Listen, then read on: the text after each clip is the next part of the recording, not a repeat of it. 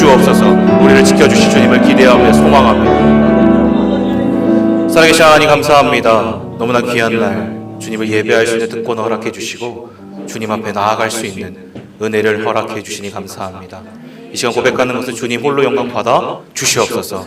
우리의 주인은 하나님이시고 우리의 왕은 하나님 한 분뿐인 줄 믿습니다. 그 주님을 노래하고 예배하며 살아계신 하나님을 만나는 복된 예배 될 수 있도록 은혜를 베풀어 주옵소서. 죄 벌로 덮어주시고 주님의 피 묻은 손으로 우리를 어루만져 주시사 악한 마귀 틈타지 못하도록 지켜주시고 우리의 마음이 정결케 되어 주님을 예배하는 예배자 되게 하여 주옵소서. 그렇게 하실 주님을 기대하며 예수님의 이름으로 기도합니다. 아멘. 오늘 말씀은 마가복음 6장입니다. 마가복음 6장 30절부터 44절입니다.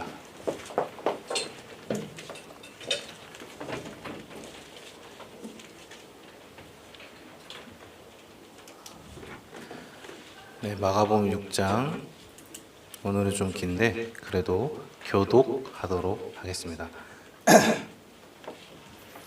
사도들이 예수께 모여 자기들이 행한 것과 가르친 것을 낱낱이 고하니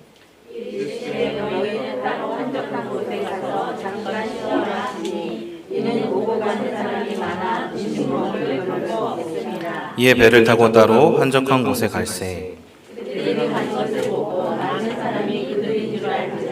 모든 돌로부터 도로 그곳에 달려와 그들보다 먼저 갔더라. 예수께서 나오사 큰 무리를 보시고 그 목자 없는 양 같음으로 인하여 불쌍히 여기사 이에 여러 가지로 가르치시더라.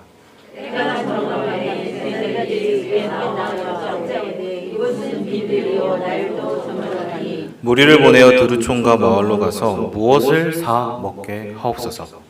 대답하여 이르시되 너희가 먹을 것을 주라 하시니 여자오되 우리가 가서 200데나리온의 떡을 사다 먹이리이까. 이르시되 너희에게 떡 몇 개가 있는지 가서 보라 하시니 알아보고 이르되 떡 5개와 물고기 2마리가 있더이다 하거늘. 제자들에게 명하사 모든 사람으로 때를 쥐어 푸른 잔디 위에 앉게 하시니 때로 100명씩 또는 50명씩 앉은지라. 예수께서 떡 5개와 물고기 2마리를 가지사 하늘을 우러러 축사하시고 떡을 떼어 제자들에게 주어 사람들에게 나누어 주게 하시고 또 물고기 2마리도 모든 사람에게 나누시매 다 배불리 먹고 남은 떡 조각과 물고기를 12바구니에 차게 거두었으며 다 같이요. 떡을 먹은 남자는 5,000명이었다. 아멘. 여러분 반갑습니다. 오늘은 마가복음 6장을 통해 은혜를 나누고자 합니다. 여러분 오늘 본문은 다들 잘 아시는 오병이어 말씀입니다. 이 말씀은 사복음서 전체 다 기록되어 있어요. 그만큼 중요하다. 하나님이 강조하시고 뜻하시는 바가 분명히 있습니다. 여러분 복음서에서는요 가장 중요한 것이 그리스도가 누구이신가, 그분이 과연 어떠한 분이시고 무엇을 하셨는지가 가장 중요합니다. 예수님의 공생에는 많은 이들의 주목을 받았습니다. 그렇죠? 집중케 하셨어요. 많은 이들이 몰렸고요. 인산이네, 병을 낫게 하셨고요. 귀신을 쫓아내셨습니다.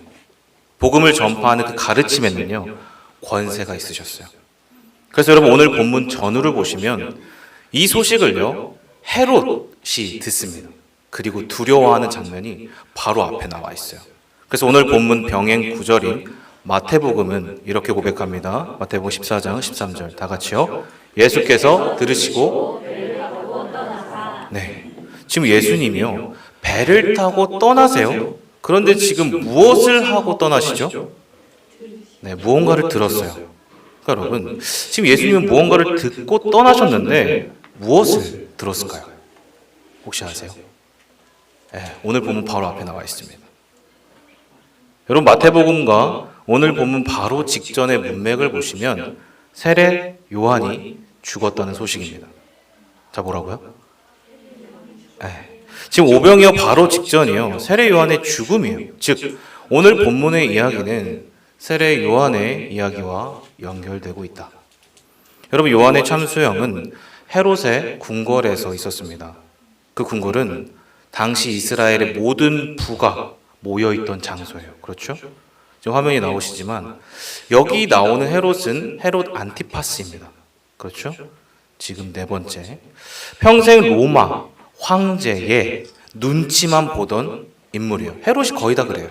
분봉왕이니까. 식민지잖아요. 어떻게 하면 출세할 수 있을까? 그것만 혈안이 되어 있던 사람입니다. 그래서 그는 나사렛의 대부분의 땅을 엎어서요. 이 도시를 만들었습니다. 뭐죠? 티베리우스라는 황제의 이름을 따서 디베랴 도시를 만듭니다. 갈릴리 중심의 도시예요. 그 호수라고도 부르고 있습니다. 그만큼 이게 바로 헤롯들의 삶이었어요. 그 일생의 패턴입니다. 그리고 당시 그런 가장 악한 자 헤롯의 생일에 누가 죽죠? 맞습니다. 가장 악한 날에 가장 의로웠던 세례 요한이 죽는 거예요. 그러면 정말 말도 안 되는 거래에 죽어요. 딸과 아내 요청에 그냥 목이 베어버려요. 여러분 그 소식을 예수님이 들은 거예요. 자, 여러분 세례 요한의 죽음은 결론적으로 여러분 예수님의 죽음을 예표합니다. 요한이 그렇게 죽었듯이 이제 요한이 오리라고 선포했던 메시아가 그렇게 죽을 것이다. 그걸 암시하는 것입니다. 그렇다면 과연 이 세례 요한의 죽음과 헤롯 그리고 오늘 오병이어 사건이 어떻게 연결이 되고 있을까요?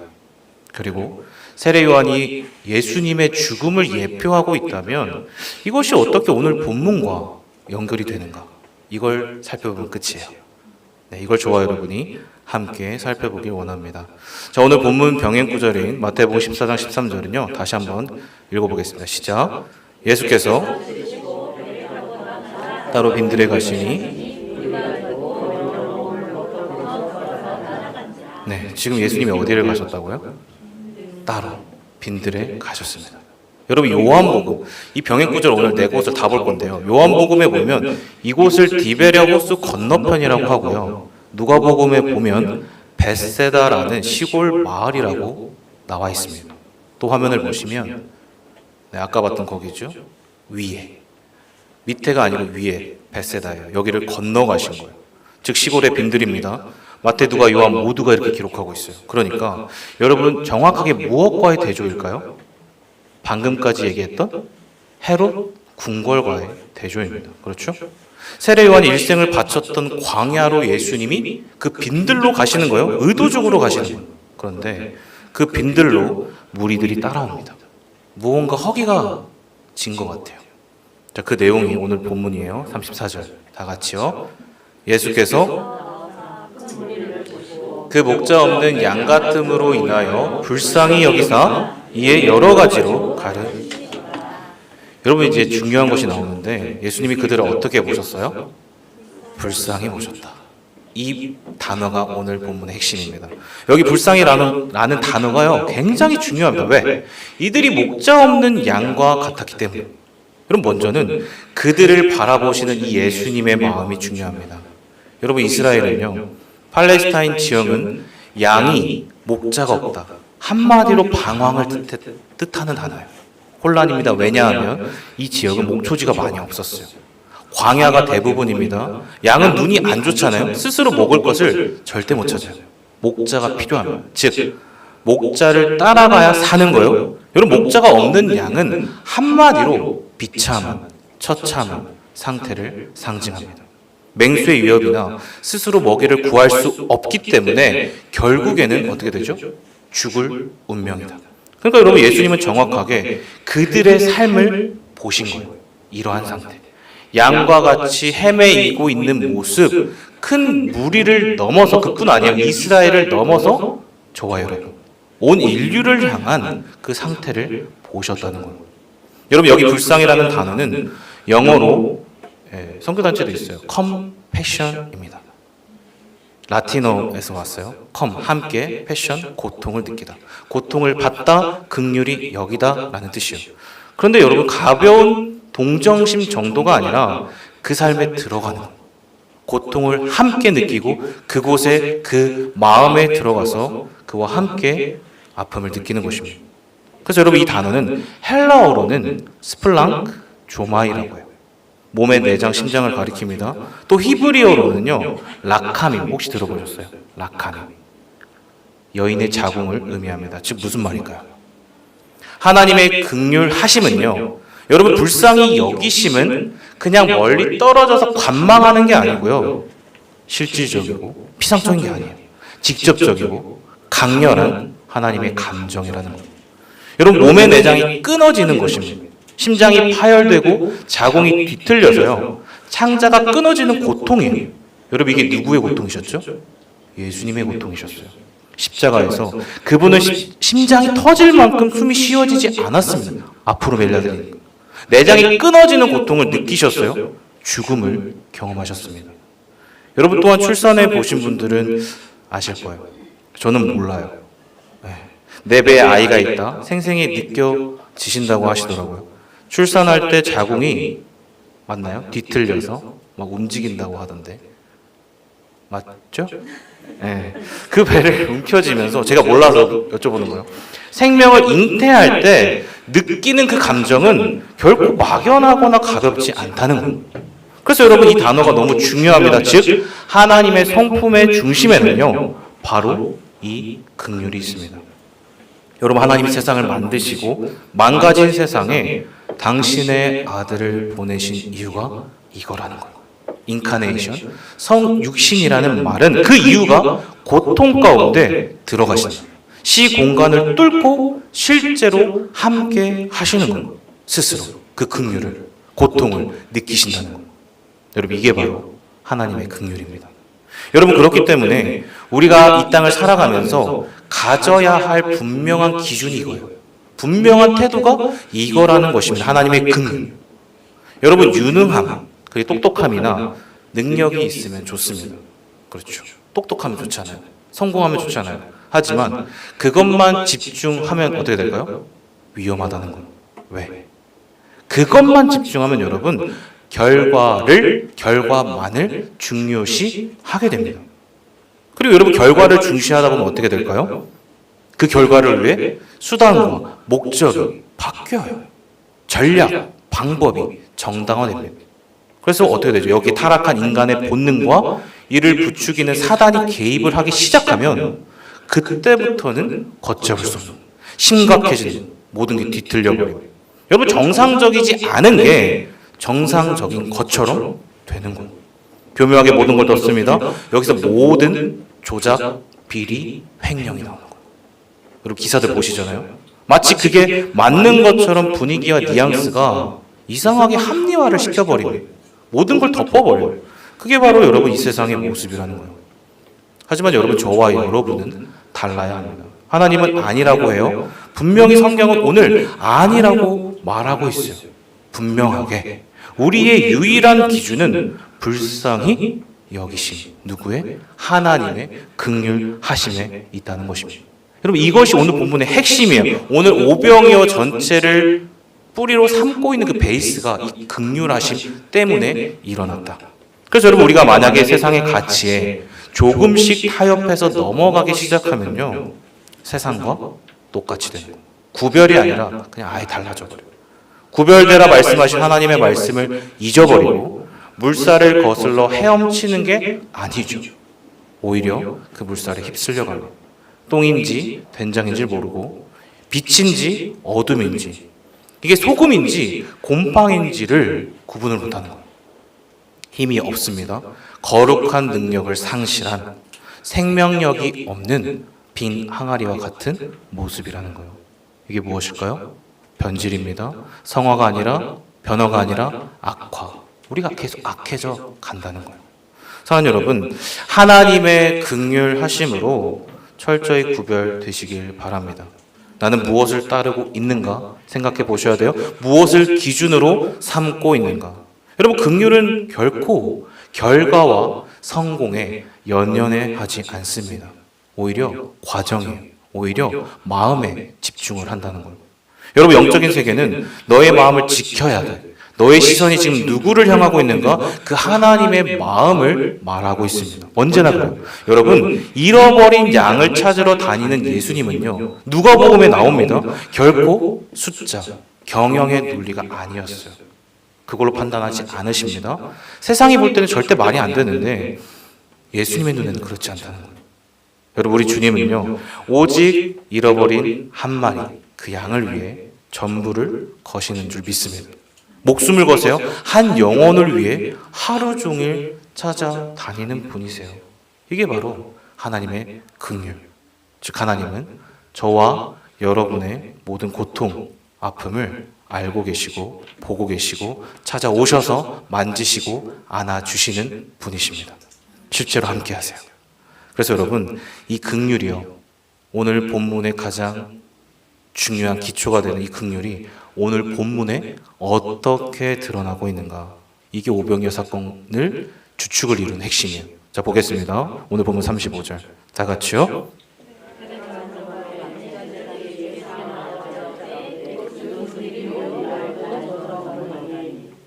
자, 지금 어때요? 분위기가?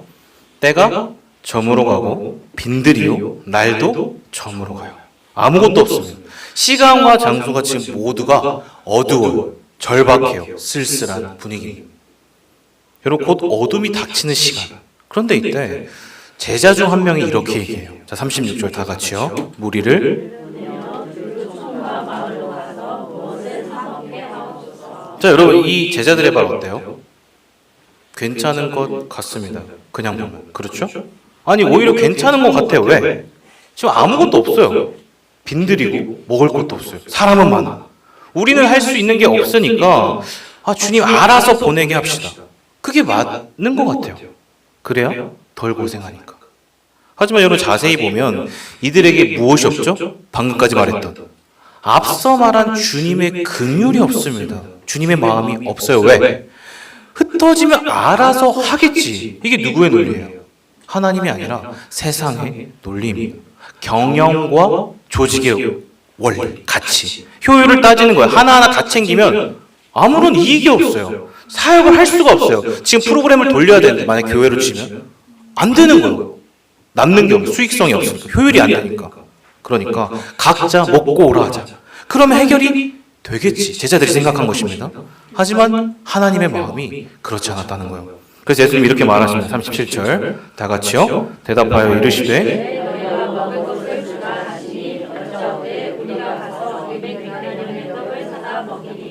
자, 그래서 뭐라고 하세요? 너희가 주라. 이것도 말이 안 되는 것 같아. 이게 또 무슨 말이, 웬 뚱딴지 같은 소리? 아니, 예수님 어떻게 줘? 없는데. 시간도 너무 오래 걸려요. 여러분, 이것은 너무 겉으로 보면 미련해 보이는 것 같아요. 예수님이 무슨 이상한 소리를 하는 것 같습니다. 그래서 바로 뒤에 제자 중에 지금 뭐라고 했어요? 우리가 가서 얼마치? 여러분, 어떻게 사다 먹이리까? 못한다는 건 왜? 지금 계산해 본 것입니다. 수지타산이 안 맞아. 여러분, 당시 200데나리온은요, 오늘로 따지면 1데나리온이 얼마죠? 하루 1당이에요. 자, 하루 1당 요즘 얼마죠? 보통 10만 원 치고 계산해 봅시다. 200 곱하면 얼마예요? 2천만 원. 오, 아직 계산이 안 되시는 것 같은데, 여러분, 2천만 원이면 그 당시에도 크고 지금도 큽니다. 그렇죠. 중고차 한 대 값이에요. 그러니까 여러분, 상상을 해보세요. 그 당시에 그 돈을 우리가 어디서 구해야 되는데 없잖아요. 말이 안 되는 거예요. 근데 여러분, 예수님은 왜 너희가 주라고 하셨을까요? 이것도 포인트입니다. 왜 그랬을까요? 그것은 여러분, 너희가 그만한 믿음이 있는지를 보고자 하신 거예요. 여러분, 믿음이 있었다면 내가 없으니까 어떻게 하면 되죠? 주님께 매달리면 됩니다.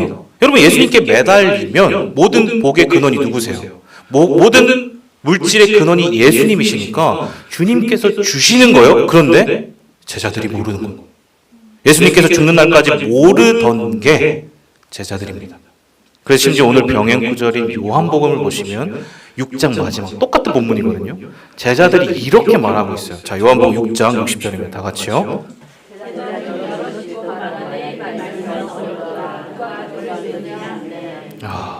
여러분, 저도 어려워요. 지금 이 말 보고 계시죠?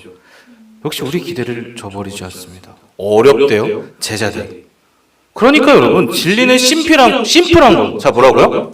진리는 심플하다. 하지만 그것을 복잡하게 꼬아놓는 게 누구다? 사람들, 이 세상이다. 여러분, 그게 사단의 본성이에요. 하지만 여러분, 절대 우리 하나님은요, 진리는 복잡하지 않습니다. 성경이 다 그걸 말하고 있어요. 생명이냐, 죽음이냐, 어둠이냐, 빛이냐. 너희가 믿을 것이야, 말 것이야. 두 가지만을 얘기하고 있어요.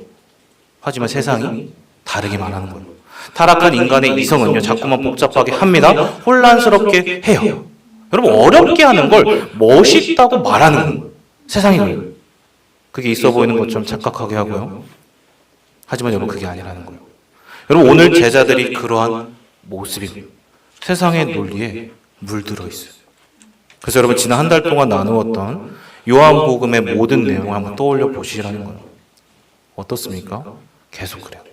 제자들은 계속해서 예수님이 영광을 보이시고 계속해서 암시하시고 행하시는데 그 한복판에서도 어떻게 했어요?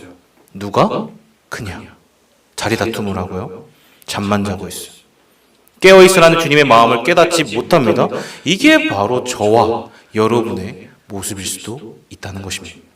사랑하는 여러분, 저와 여러분이 맞닥뜨리는 그 문제, 여러분들이 지금 처한 상황들이 있으실 거예요. 그 앞에서 내가 어떻게 반응하는가. 여러분, 이게 중요해요. 이걸 보면 저와 여러분의 믿음, 그 마음의 상태가 어떠한지를 확인할 수 있습니다. 제자들은 지극히 세상적으로 반응했어요. 하지만 예수님은 그들에게 먹을 것을 주라고 하세요.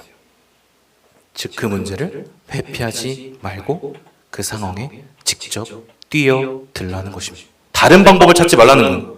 내가 이들을 불쌍히 여긴다. 너희도 동일하게 그들을 사랑하고 불쌍히 여겨라. 세상의 가치가 아니라 없으면 나에게 와서 매달리라. 이걸 지금 말하고 있는 본문이라는 거예요. 그러니까 여러분, 그런 맥락에서 오늘 본문을 봐야 합니다. 자, 어떨까요? 오병이어의 기적은 대체 어떻게 일어났는가? 여러분, 요한복음을 보시면 오늘 본문에 안 나와요. 한 아이가, 무명의 소년이 물고기 2마리와 떡 5개를 가지고 옵니다. 여러분, 그냥 봐도 어때요? 너무 초라해요. 아무것도 없어요. 여러분, 말이 5개지 정말 작은 거. 성인 한 명이 먹지도 못하는 양입니다. 여러분, 우리로 따지면 뭐 고로케, 여기 옆에 파는 대왕찐빵 같은 크기가 아니에요. 아주 작은 거예요. 아이가 먹을 정도. 물고기도 여러분 참치가 아니에요. 그냥 정말 작은 조기, 영광 굴비 정도. 그런 조기 크기. 근데 여러분, 지금 이게 뭐랑 비교가 되냐는 거예요. 여러분, 당시 인원은 남자, 여자, 아이들 합쳐서 2만 명입니다. 5천 명은 그냥 남자만 5천이에요. 그러니까 비교가 안 되는 거예요. 잽이 안 되는 거예요. 초라합니다. 어른 한 명도 기별이 가지 않는 분량이에요. 하지만 여러분, 꼭 기억하십시오. 불가능해 보일지라도 지금 누가 하셨어요? 우리 주님이 그걸 사용하셨다. 왜? 여러분, 인간적으로 보면 너무 초라합니다. 하지만 하나님의 시선에서는 아니라는 거예요. 작지만 작은 헌신과 드림이 하나님이 볼 때 너무 귀한 거예요. 여러분, 세상은 이처럼 언제나 화려함, 크기를 강조해요. 뭐든지 여러분, 교회도 봐도 웅장한 사운드와 조명과 인테리어, 음향과 카메라는 뭐를 써야 되고 막 이런 걸 얘기해요. 근데 그게 뭐가 중요하냐는 거예요. 여러분, 막 화려한 게 대형교회는 쏟아져요. 하지만 여러분, 그게 본질이 아닙니다. 여러분, 나중에 보십시오. 그 장비는요, 사용하는 사람만 써요. 나머지는 몰라요. 방치만 되고 배워도 어렵습니다. 하던 사람이 떠나면 아무도 모른다는 거예요. 여러분, 그렇기 때문에 결코 수단은요, 목적이 될 수 없어요. 여러분, 그게 당시 바리새인, 화려하지만 아무것도 없는 종교인과 뭐가 다르냐는 거예요. 여러분, 꼭 기억하십시오. 하나님의 역사는 그렇지 않다. 그분이 역사를 이루어 가시는 방법은요, 철저히 낮은 자를 통해서 일하신다는 거예요. 오늘 본문이 그렇잖아요. 무명의 소년. 신구약 성경의 모든 인물이 그렇습니다. 그들을 다루어 가실 때 여러분, 화려한 건 없어요. 어떠한 장비나 인테리어로 그 사람의 됨됨이를 평가하지 않습니다. 여러분, 창세기에 아무것도 없는 아브라함을 보십시오. 그를 택하셨어요. 사용하세요. 거짓말쟁이 야곱을 택하시고, 이름도 빛도 없는 남의 자식, 누구죠? 무명의 목동의 찌끄레기 다윗을 들어쓰세요. 여러분, 하나님 나라의 표본으로 삼으십니다. 그를 통해 하나님의 씨를 허락하리라. 다윗 언약을 주세요. 구약에서 가장 중요한 건 다윗 언약입니다. 그 자손을 통해 메시아 그리스도를 보내겠다. 그럼 만약에 여러분, 하나님이 화려함을 원하셨다면요, 여러분, 결코 예수님을 마구간에 보내시면 안 돼요. 그렇지 않습니까? 어떻게 미천한, 그것도 동물의 음식통에 우리 메시아를 보내시냐는 거예요. 여러분, 가장 높은 권력과 화려함에 그치는 당시 헤롯 궁궐이었어요. 완전한 대조죠. 그래서 앞에 세례 요한이 나오는 거예요. 대조를 위해서.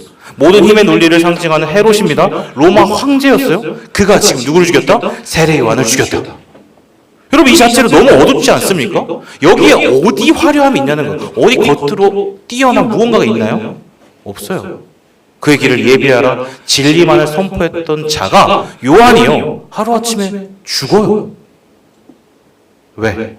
여러분, 왜 이렇게 어둡고 음산한 모습을 하나님이 보이셨을까? 그리고 왜 오병이어를 연결하시는 거? 즉, 여러분, 하나님의 나라는 결코 헤롯이나 로마 황제처럼 화려하거나 힘의 논리로 이루어지지 않는다는 것입니다. 바로 하나님의 논리는 하나님의 긍휼 다스리심을 따라 이루어진다는 거예요.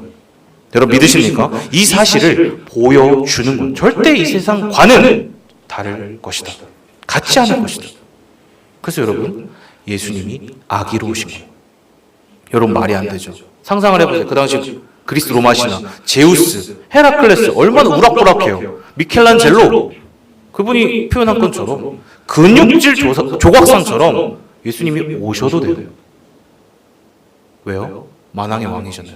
모든 걸 주관하여 창조주시니까 완벽한 몸매, 훤칠한 얼굴로 오시면 되는데 왜 한없이 연약한 아기로 오셨냐는 거예요.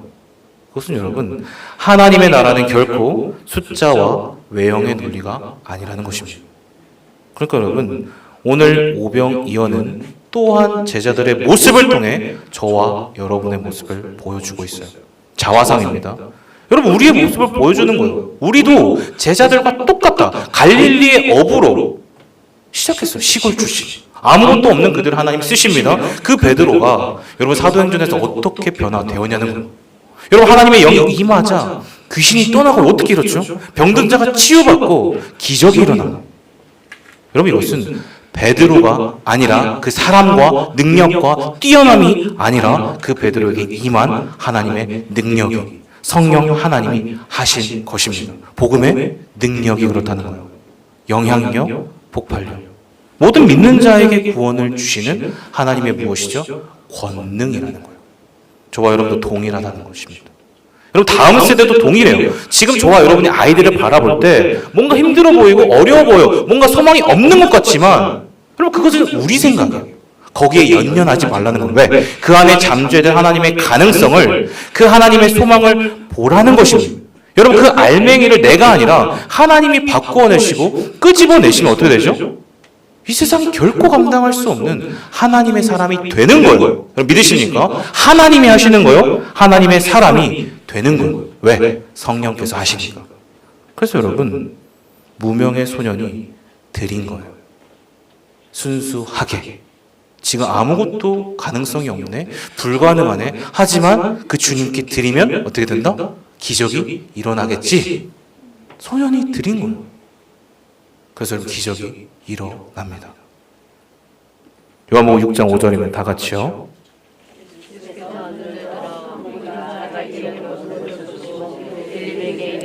우리가 어디서 떡을 사서 이 사람들을 먹이겠느냐. 여러분, 지금 잘 보십시오.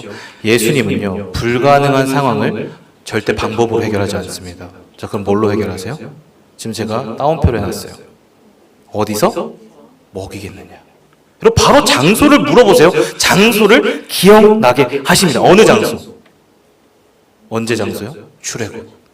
너희가 무엇으로 먹고 살았느냐? 바로 이스라엘은 아무것도 없었어요. 빈들에서, 광야에서. 그들은 어디에 계신? 하늘에 계신 하나님이 하늘에 있는 것을 내려주는 것만 먹었습니다. 그렇게 살았어요. 그게 만나라는 거예요. 자, 6장 31절이면 다 같이요. 기록된 바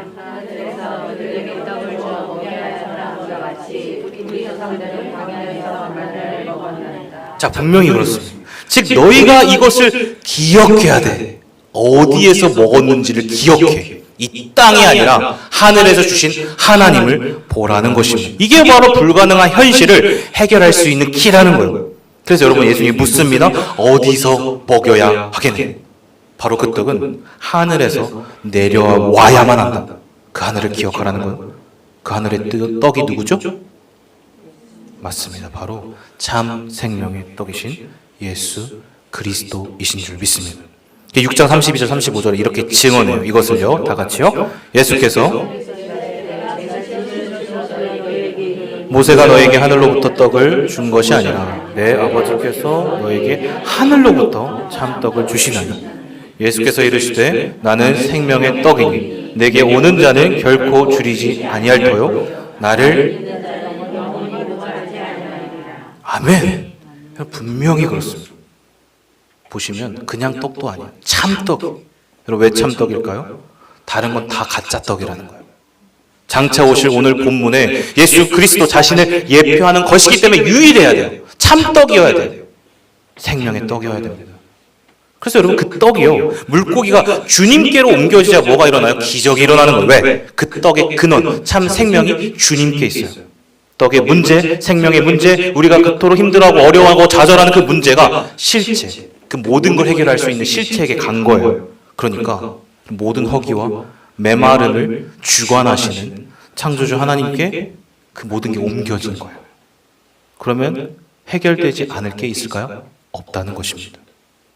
그러니까 여러분 잘 보십시오. 오병이어의 문제는 주님의 손으로 옮겨질 때 우리의 문제가요, 그 순간 땅의 일이 무슨 누구의 일이 되죠? 하늘의 일이 되는 거예요.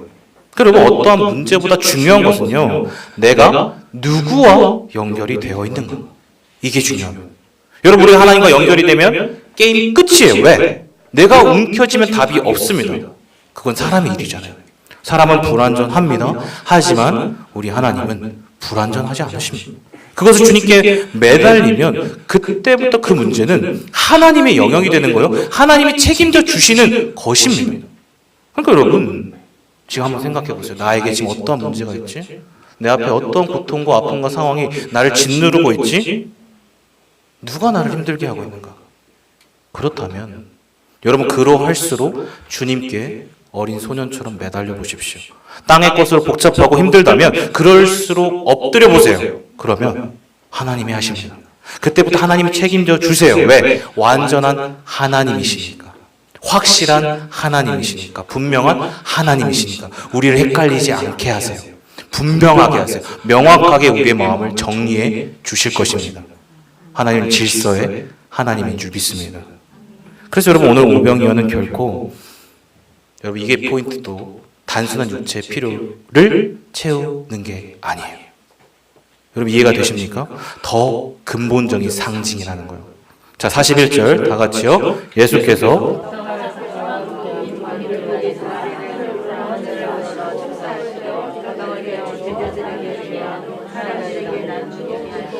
또 물고기 2마리도 모든 사람에게 나누시네. 자 여러분 여기서 동사가 중요해요. 네, 제가 색깔로 다 칠해놨잖아요. 지금 어떻게 하시죠? 가지사 테이크 취하신 거예요. 축사하시고 블레스 떡을 떼어 이걸 찢으신 거예요. 깨시는 거예요. 브레이크 그리고 나누심이 기브. 근데 여러분 재밌는 것은요, 이 동사가 정확하게 어디에 나올까요? 지난주 금요일 그렇죠.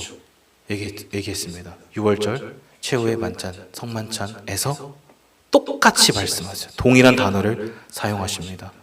여러분 십자가를 앞두고요. 그러니까 여러분 무슨 말일까요? 오병이어 사건은 우리의 단순한 육체의 필요가 채워지는 게 아니라 무엇을 보여준다?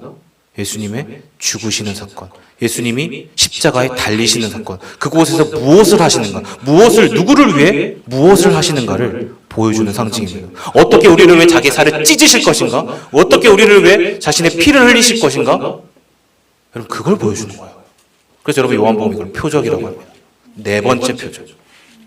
내가 찢겨야 죽어야 오늘 무리들이 배부른 것처럼 너희도 살리라. 이것을 보여주는 거예요. 그래서 여러분 이 떡을 찢는 모습이 예수님의 십자가에서 찢어짐을 정확하게 의미하는 것입니다. 여러분 그래서 성찬은요 시각적인 거예요. 여러분 왜 시각적일까요? 왜 우리가 떡을 떼고 잔을 마실까요? 보여주는 거예요. 무엇을요? 예수님이 그렇게 하셨다. 그래서 예수님이 성찬의 시초이신 유다에게도 하신 게 딱 그거예요. 지난주 금철에서 얘기했습니다. 떼어 찍어 먹이세요. 너가 이걸 기억하면 그렇게 하면 안 돼. 근데 유다는 배신하죠. 몰라요.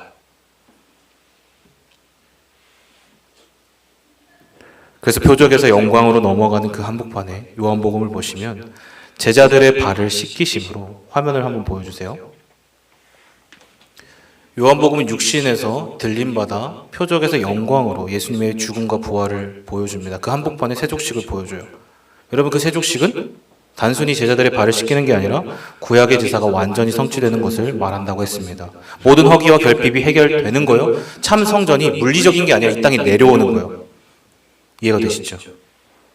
그래서 요한복음 6장은 이렇게 얘기합니다. 50절, 51절 다 같이요. 이는 하늘에서 내려오는 떡이니 사람으로 하여금 먹고 죽지 아니하게 하는 것이라. 나는 하늘에서 내려온 살아있는 떡이니 이 떡을 먹으면 영생하리라. 내가 줄 떡은 곧 세상의 생명을 위한 내 살이니라. 사랑하는 여러분, 이 사실을 진짜 믿으십니까? 그러시다면 다시 한번 35절을 읽어보겠습니다. 시작. 예수께서 이르시되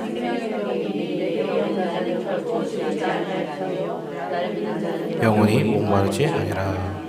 여러분, 그렇기 때문에 이 오병이어 사건의 진정한 의미는 참 생명의 근원이신 예수 그리스도이신 줄 믿습니다. 그분이 주인공이세요. 기적이 일어난 게 중요한 게 아니에요.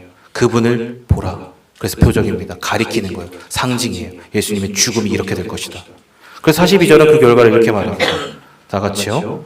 다시 한번 시작. 다 배불리 먹고. 여러분, 그래서 이 표현이 너무나도 중요합니다.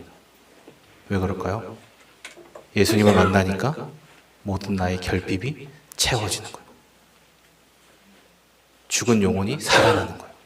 그것을 상징하는 표현입니다. 여러분, 이게 바로 이 세상의 처음 창조의 모습이에요. 결코 메마르지 않았어요. 완전한 충만. 우리가 그랬다는 거예요. 우리가 그토록 아름답게 창조된 우리가 타락 이후에 이 말씀과는 완전히 반대가 되었어요. 끊어졌고요. 단절되었고 매일 매순간 빈들의 무리들처럼 허기가 져 있어요. 시간은 어두워요. 죽음이 앞을 가로막고 있는 것 같습니다. 바로 죽음이에요. 결핍이에요. 이게 바로 우리의 인류의 모습이라는 거예요. 그래서 여러분, 예수님은 그 무리를 보고 이 오병이의 근간이신 불쌍히 여기셨다. 그들을 찾아 오신 거예요.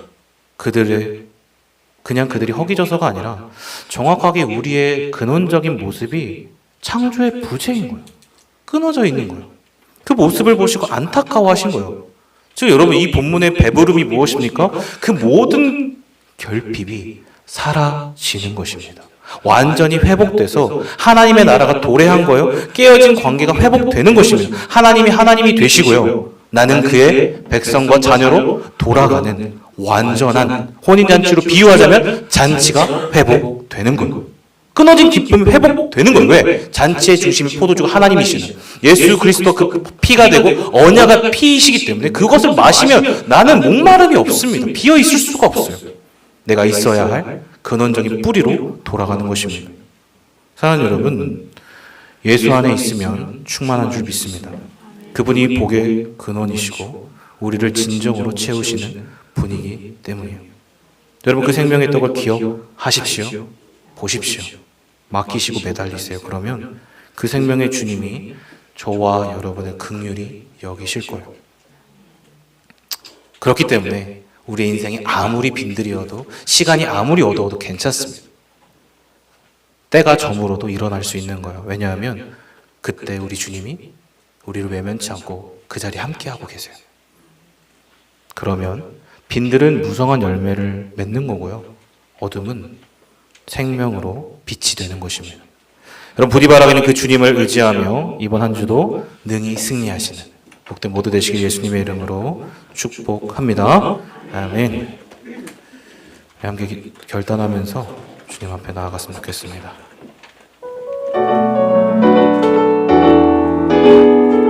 날이 저물어갈 때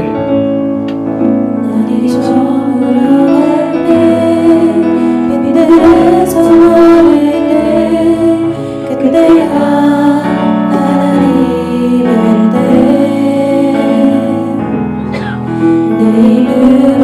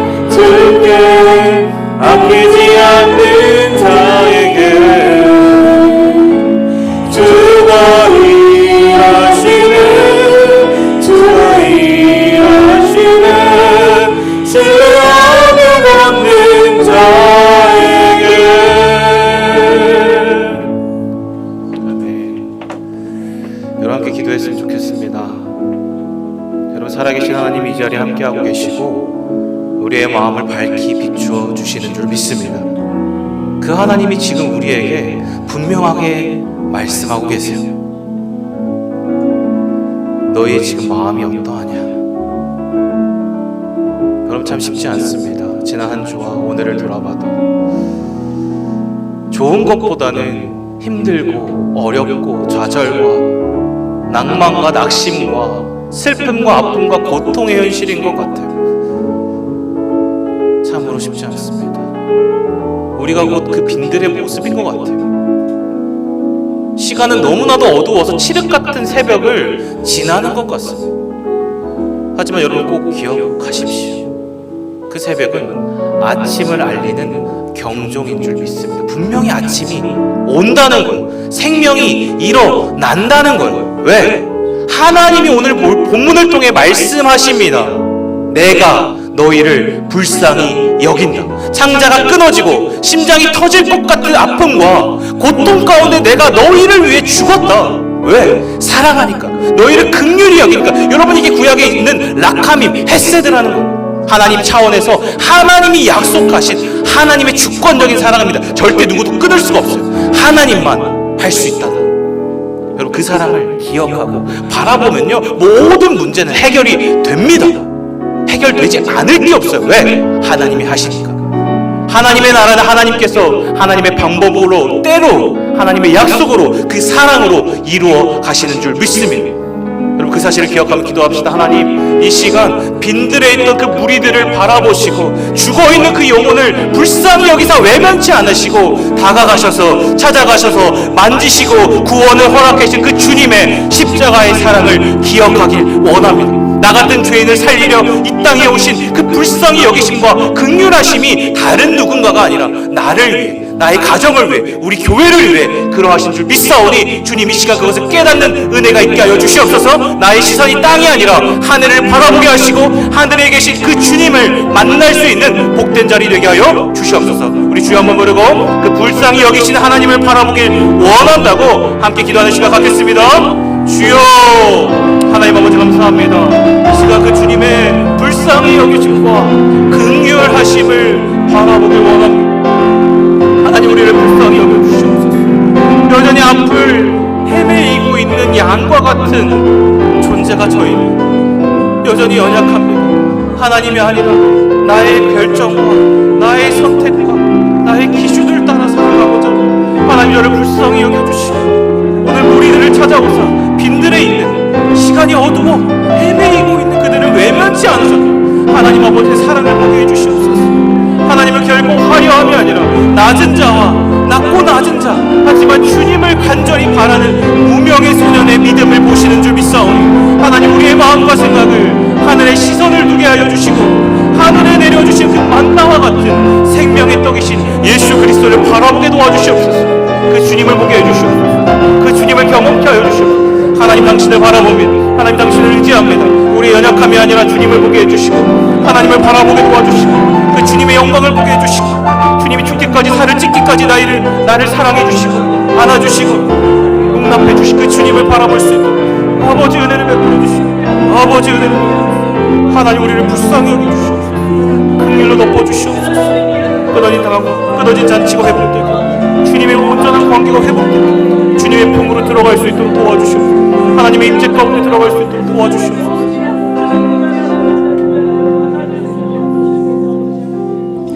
여러분, 또한 이것은 여러분 꼭 기억하시길 바라요. 하나님의 기준은 우리가 그냥 체험할 수 없습니다.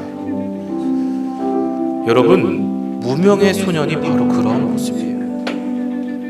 상황과 문제가 어렵고 불가능해 보일지라도 주님이 말씀하실 때, 주님이 함께 하실 때 그 주님께 반응하는 자에게만 하나님은 기적을 베푸신다는 거예요. 여러분, 주님 우리 함께 하고 계세요. 제자들도 그랬어요. 하지만 제자들은 몰랐어요. 경험하지 못했습니다. 왜?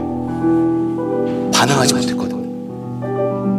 비록 제자들이 아니지만 무명의 소년은 반응했어요. 그 주님을 본 것이면 그 주님이라면 하실 수 있겠지.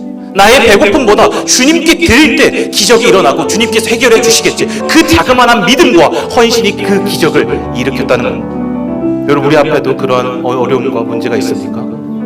그것을 모두 주님께 드려보세요. 맡겨보세요. 그럼 하나님이 해결해 주십니다. 하나님 앞에 나아갈 때 가로막혀 있는 것이 있습니까? 그렇다면 그것을 과감히 끊어내십시오. 돌이키십시오. 거룩함과 구별되어 주님 앞에 나아가 보십시오. 순수한 무명의 소년의 믿음이 저와 여러분에게 있을 때 하나님의 기적과 해결이 있을 줄 믿습니다. 이 시간 함께 주여 한번 보러 우리 앞에 우리 안에 있는 거짓과 어둠과 모든 우상의 문제들과 하나님과의 관계를 가로막는 것들이 있다면 하나님 이 시간 깨끗게 하여 주시고 정결케 하여 주시옵소서. 우리 안에 있는 모든 문제를 주님 앞에 드리길 원합니다. 맡기길 원합니다. 주님 해결해 주시옵소서. 주여 한번 보러 같이 기도하겠습니다. 주여 하나님 아버지 감사합니다. 이 시간 주님 앞에 하나님 온전히 반응하길 원합니다. 완전한 순종이 있기를 원합니다. 내 안에 있는 거짓과 어두움과 우상들이 있었다면 이 시간 돌이켜주시고 깨어지고 끊어지고 정결케 되는 은혜가 있길 원하며 주님 우리를 불쌍히 여겨주시옵소서. 하나님 우리 안에 있는 모든 우상의 문제, 하나님 어둠의 문제, 세상의 논리, 세상의 가치들이 있었습니까?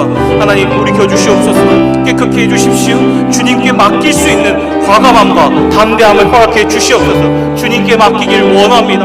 하나님께 나아가길 원합니다. 주님과의 연결이 있기를 원합니다. 주님이 모든 복의 근원이시고 모든 물체와 물질의 복의 근원이시기 때문에 하나님과 연결이 되면 하나님 자연스럽게 복은 오는 것인 줄 믿습니다. 하나님과의 관계를 맺게 해주십시오. 하나님을 바라보게 해주십시오. 주님을 의지하길 원합니다. 나의 영혼아 주님을 바라볼지어다. 그 주님을 의식할지어다. 성령으로 충만할지어다. 악한 마귀는 끊어질지어다. 내 안에 있는 거짓의 영은 끊어질지어다. 주님의 빛으로 충만할지어다. 하나님의 영으로 다스려 주시옵소서. 하나님의 임재로 다스려 주시옵소서. 주님을 바라보게 해주시옵소서. 하나님 당신을 의지합니다. 여러분 우리가 방금 고백했습니다. 하나님께 모든 문제를 맡기면 하나님이 해결해 주실 거예요. 여러분 긴급 기도 제목이 있습니다. 지난주 목요일 금요일에 홍순중 집사님이 쓰러지셨어요. 뇌경색이라고 합니다. 뇌 이밀이 미세혈관이 막혀 있다고 하고 시술이 불가하다고 합니다. 약물 치료만 가능하대요. 지금 입원 중에 있으신데 병원이 의료 파업 중이라 쉽지 않은 상황이라고 합니다. 하지만 여러분 이것을 우리는 할 수 없지만 하나님이 하시면 능치 못함이 없는 줄 믿습니다. 하나님 라파의 하나님, 치료의 하나님, 피 묻은 손으로 만져주십시오. 치료해 주십시오. 회복해 주십시오. 하나님 질서의 하나님이시고 회복하게 하시는 분인 줄 믿습니다. 우리 홍순주 집사님과 그리고 그 외에 모든 아픈 이들이 생각이 나신다면 그들을 위해 기도하시고 그들을 통하여 하나님이 하나님 되심을 우리가 경험하는 은혜가 있게 하여 주시옵소서. 우리 주여 한번 부르고 아픈 이들과 홍순주 집사님을 위해서 함께 기도하는 시간 갖겠습니다. 주여 하나님 아버지 감사합니다. 이 시간 주님의 귀한 아들을 주님께 올려드립니다. 하나님 고통 가운데 있습니다. 아픔 가운데 있습니다. 주님만이 해결할 수 있습니다. 우리는 할 수 없습니다. 하나님 그 모든 세포를 창조하신 하나님 그 세포를 만져주시고 하나님 다루어 주십시오. 회복시켜 주십시오. 하나님 되심을 보여주십시오. 그래서 하나님의 뜻이 이 땅에 이루어지는 은혜가 있게 하여 주시옵소서. 하나님은 일하시는 줄 믿습니다. 하나님은 함께 하시는 줄 믿습니다. 그 아픔 가운데 찾아가서 주님 치료하여 주시고 회복하여 주시고 하나님을 온전히 다시금 예배하고 찬양하며 함께 주님 교제할 수 있는 은혜를 허락해 주시옵소서. 아버지께서 하실 것을 믿습니다. 주님께서 하실 것을 믿습니다. 주님이 찾아가 주시옵소서. 주님께서 만나 주시옵소서. 그래서 결코 외롭지 않고 오직 하나님이 그 자리에 함께하고 계심을 믿음으로 고백할 수 있는 하나님 온전한 은혜가 있게 하여 주시옵소서. 그럼 마지막으로 기도했으면 좋겠습니다. 또한 우리 교회가 올해 마지막으로 개학이 끝납니다. 그 초소의 문제도 우리는 할 수 없지만 하나님이 인도해 주시면 해결이 될 줄 믿습니다. 하나님이 원하시는 때와 방법으로 하나님이 최고의 적합한 장소를 허락해 주실 거예요. 우리가 믿음으로 고백합시다. 기도합시다. 하나님 이 분당 오른 교회 초소를 허락해 주시옵소서. 그래서 하나님을 예배하는 몸된 교회가 되게 도와주시고 계속해서 선교적 교회 하나님의 선교를 감당하고 주의 복음을 증거하며 하나님 고통 가운데 있는 이 땅에 복음을 증거하며 하나님의 고통을 외면하지 않고 소외된 자들을 찾아가 구제하고 섬기며 그들을 향한 온전한 사랑과 공의와 샬롬의 복음을 증거하는 복된 교회가 될 수 있도록 은혜를 베풀어 주시옵소서. 우리 함께 주여 한번 부르고 교회 처소를 위하여 하나님께서 선하게 인도해 달라고 함께 기도하는 시간 갖겠습니다. 주여 하나님 아버지 감사합니다. 이 시간 거룩하신 하나님께서 우리 교회를 불쌍히 여기시고 함께 하시는 줄 믿습니다. 주님께서 선하게 인도해 주시옵소서. 주님께서 붙들어 주시옵소서. 주님이 원하시는 그림으로 주님이 원하시는 때 방법으로 하나님의 사람들을 붙여주시고 필요한 재정을 채워주시고 필요한 장소를 보여주시고 하나님이 원하시는 장소로 나아가 하나님을 예배할 수 있도록 도와주시옵소서. 주님을 예배하는 은혜가 있길 원합니다. 주님의 비전을 따를 때 하나님은 그 비전을 이루시는 하나님인 줄 믿습니다. 하나님의 약속에 근거한 하나님의 구원과 계획과 작전과 예정이 그렇습니다. 하나님의 불쌍히 여기심과 헤세드와 미슈파트에 근거한 것인 줄 믿사오니 그 사랑과 공의가 있는 곳에는 하나님의 나라가 임하며 하나님의 뜻이 임하는 줄 믿습니다. 하나님 그렇게 이 교회를 삼아 주시옵시고 하나님께서 인도해 주시옵소서. 하나님 다스려 주시옵소서. 하나님 붙들어 주시옵소서. 하나님께서 함께 하실 것을 믿습니다. 살아계신 하나님 감사합니다. 오늘 이 시간 하나님은 우리의 고통과 아픔을 외면치 않으시고 친히 이 땅에 오사 공감해 주시는 그 모든 고통과 함께 하시는 긍휼의 하나님이심을 깨닫게 하시니 감사합니다. 이 시간 주님을 보길 원합니다. 그 생명의 떡이신 우리 주님을 만나길 원합니다. 하나님 무명의 소년과 같이 우리의 모든 문제를 주님께 맡겨드리게 하시고 그때 주님이 어떻게 일하시는지 밝히 보고 깨닫는 하나님이 하나님 되심을 경험하는 은혜가 있게 하여 주시옵소서. 여전히 제 안에 연약한 모습들이 있습니다. 제자들의 모습이 있습니다. 세상의 논리로 그 가치로 집중해 있는 제 모습을 돌이켜주시고 다시 정직함과 깨끗함으로 돌이켜지는 구별되는 은혜가 있게 하여 주시옵소서. 그래서 진정한 배부름을 경험하길 원합니다. 주님께로 돌아가길 원합니다. 참된 안식과 평안과 사랑을 누리게 하여 주시고 온전한 주님과의 연합을 경험하는 우리가 될 수 있도록 은혜를 베풀어 주시옵소서. 하나님 아픈 이들을 위하여 홍순중 집사님을 위해서 기도합니다. 라파의 하나님을 우리가 믿습니다. 치료의 하나님을 우리가 믿습니다. 주님의 피 묻은 손으로 만져주시고 깨끗이 치유가 되는 받는 은혜가 있게 하여 주시옵소서. 주께서 행하실 일들을 기대하오니 예비하신 처소 또한 주님의 인도함을 따라 선하게 인도해 주옵소서. 감사드리며 예수님의 이름으로 기도합니다. 하늘에 계신 우리 아버지여, 이름이 거룩히 여김을 받으시오며 나라가 임하시오며 뜻이 하늘에서 이룬 것 같이 땅에서도 이루어지다. 오늘날 우리에게 일용할 양식을 주시옵고 우리가 우리에게 죄 지은 자를 사하여 준 것 같이 우리 죄를 사하여 주시옵고 우리를 시험에 들게 하지 마시옵고 다만 악에서 구하시옵소서. 나라와 권세와 영광이 아버지께 영원히 있사옵나이다. 아멘. 개인적으로 기도하시다가 돌아가시면 되겠습니다.